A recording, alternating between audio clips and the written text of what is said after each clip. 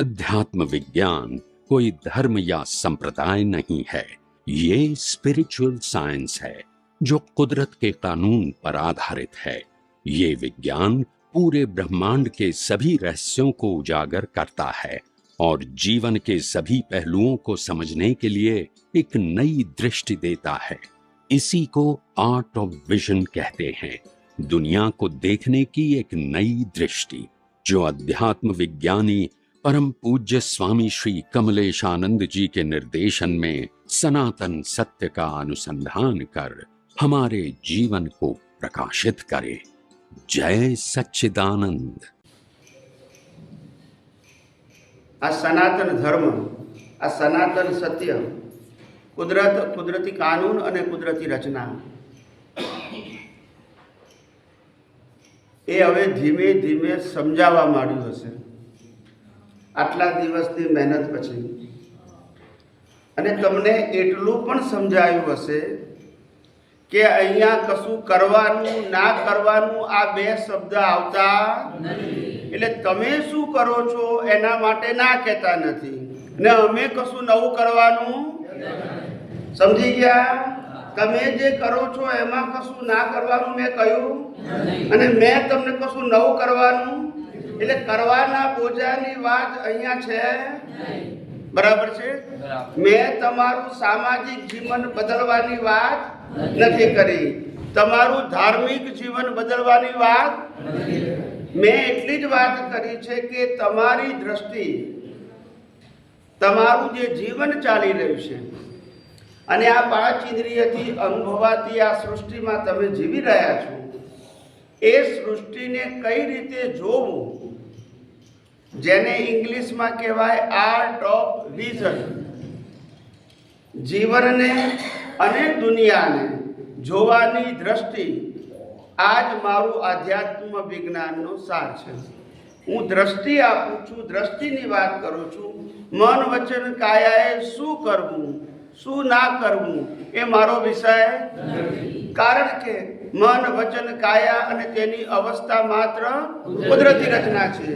જ્યારે કુદરતી રચના જ હોય તો મારા કોઈ ઓપિનિયનની જરૂર નથી, તમારા હાથમાં જ નથી, પછી મારે કહેવાનું ક્યાં મતલબ છે? હાથમાં હોય તો કહું ને, પણ દ્રષ્ટિ એ તમારા હાથમાં છે। માટે આપણે બધાએ નાની ઉંમરથી સાંભળ્યું છે, જેવી દ્રષ્ટિ એવી સૃષ્ટિ। સૃષ્ટિ બદલી શકાય નહીં, પણ દ્રષ્ટિ બદલી શકાય। તો જે બદલી શકાય છે એની જ મેં વાત કરી છે, સમજી ગયા બધા? એટલે આ કોઈ નવો ધર્મ છે, નવો સંપ્રદાય છે, નવા ગુરુ છે, નવી ક્રિયા છે, એ સબ્જેક્ટ અહીંયા આવતો નથી।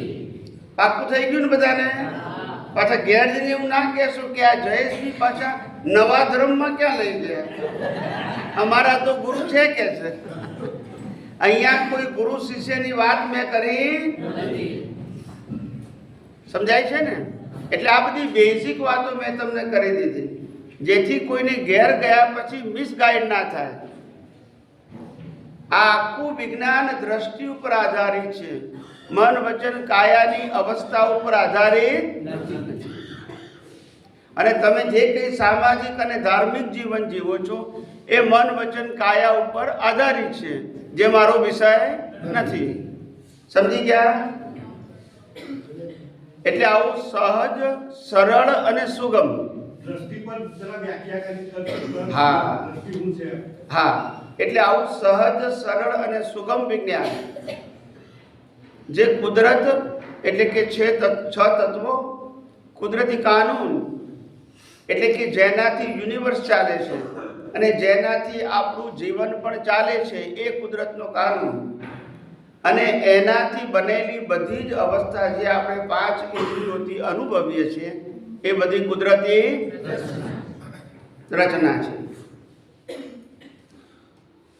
એમને કીધું કે દ્રષ્ટિ એટલે શું એ સમજાવજો। અહીંયા કોઈ બેન ઊભા રાખ્યા હોય તો બધા એને એમ કે છે કે આ કોઈ બેન છે, પણ એના હસબન્ડ શું કે? બોલતા નથી, બેન કે શું કે? એને વાઇફ દેખાય દ્રષ્ટિ, બેન દેખાય સામાન્ય દ્રષ્ટિ, બોલતા નથી, ના સમજાયું? બેન કે સામાન્ય દ્રષ્ટિ, પણ બેનમાં પત્ની દેખાય વિશેષ દ્રષ્ટિ. આંખોથી બધાને બેન દેખાય, પણ એમને દ્રષ્ટિથી ખ્યાલ આવે કે આ મારી પત્ની છે. એમ આંખોથી શરીર દેખાય અને દ્રષ્ટિથી શરીરમાં રહેલા શુદ્ધાત્મા દેખાય. સમજી ગયા? આંખોથી શું દેખાય? પ્રકૃતિ દેખાય અને દ્રષ્ટિથી અંદર પરમાત્મા દેખાય. પરમાત્મા વગર શરીરનું અસ્તિત્વ એટલે પ્રકૃતિમાં પરમાત્મા જોવાની દ્રષ્ટિ છે. આ શું છે? પ્રકૃતિ ગમે તેવી હોય પણ એમાં પરમાત્મા છે જ, નહીતર આ જીવતી ના હોય. એટલે પ્રકૃતિમાં પરમાત્મા જોવા એ પહેલી દ્રષ્ટિ. શું કીધું? પ્રકૃતિમાં પરમાત્મા ગમે તે મનુષ્યની, પ્રાણીની, વનસ્પતિની, આ બધી જ પ્રકૃતિમાં પણ પરમાત્મા એટલે જીવ આત્મા છે. આ પહેલી દ્રષ્ટિ, પ્રકૃતિમાં પરમાત્મા જોવા એ પહેલો પુરુષાર્થ. અને બીજો પુરુષાર્થ પ્રકૃતિને કુદરતી કાનૂન અને કુદરતી રચનાથી જોવી એ બીજો પુરુષાર્થ. સમજાયું કે નહીં? પહેલા પ્રકૃતિમાં પરમાત્મા જોવા એ પહેલો પુરુષાર્થ, અને બીજો પુરુષાર્થ આ પ્રકૃતિને બનાવનાર, ચલાવનાર, અંત લાવનાર કુદરત છે. કુદરતનો કાનૂન છે અને કુદરત એટલે 6 તત્વ છે. સમજી ગયા? આટલી જ આપણી થીમ છે, કઈ લાંબુ ટૂંકું નથી. સમજાય છે ને? જેને સમજાઈ જાય એના માટે ટૂંકું ને ટચ છે, અને ના સમજાય તો દુનિયાના પુસ્તકો વાંચીને જ્ઞાન ભેગું કરવાનું અને મગજને લાઇબ્રેરી બનાવવાની. બોલતા નથી. પછી એ લાઇબ્રેરીનો ઉપયોગ લોકો કરે ને. તમારી પાસે જ્ઞાનો તો લઈ જાય ને બધા. લાઇબ્રેરી શું કહેવાય? હા, આપણે લાઇબ્રેરીની જરૂર. આપણે વિજ્ઞાન ટૂંકું ટચ છે, હું કોણ છું અને કરે છે કોણ, આ બે જ વસ્તુ સમજવાની છે. હું ખરેખર કોણ છું અને આ મન વચન કાયા અને આ દુનિયાને કોણ ચલાવે છે, આટલું જ સમજવાનું છે. બાકી નરસિંહ મહેતાએ કહ્યું છે તેમ હું કરું એ જ, અને આ બધું મારું છું તે અજ્ઞાનતા છે. બધાને ખબર છે કે મરવાનું તો છે, બોલતા નથી. પણ મરે છે તે હું નથી એટલું જ જાણવાનું છે, બોલતા નથી. મરવાનું છે પણ જે મરવાનો છે એ હું, અને હું છું એ મરતો બસ. અને જે મેળવે છે તે પણ મરવાનો છે એ જ મેળવે, અને ગુમાવે પણ કોણ? મરવાનો છે એ. હું તો મેળવતોય નથી, ગુમાવતોય નથી, જન્મતોય નથી ને મરતોય નથી. એવો અજર અમર અવિનાશી એવો શુદ્ધાત્મા છે. પ્રકૃતિનો એક પણ ગુણ મારામાં નથી, મારો એક પણ ગુણ ગુણે કરી બંને સર્વથા સામીપ્ય ભાવને લઈને ભ્રાંતિ ઉત્પન્ન થાય છે. તે આ વિજ્ઞાન થતી ભ્રાંતિ નાશ થાય છે. શું ભ્રાંતિ ઉત્પન્ન થાય છે? કે આત્મા અને પ્રકૃતિ બે સાથે હોવાથી પ્રકૃતિના ગુણોને પોતાના ગુણો માની દે છે, પ્રકૃતિની અવસ્થાને પોતાની અવસ્થા માને છે, પ્રકૃતિના જન્મ જીવન મૃત્યુને પોતાના જન્મ જીવન મૃત્યુ માને છે. બસ આ ભ્રાંતિ છે.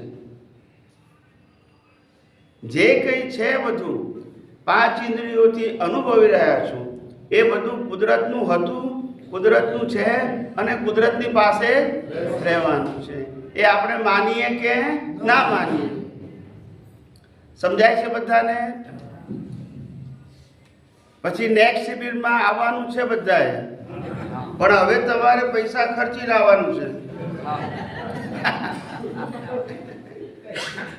કહી દેવું પડે ને.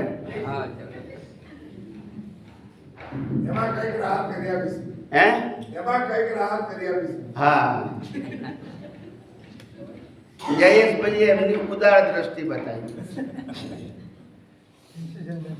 જય સચ્ચિદાનંદ.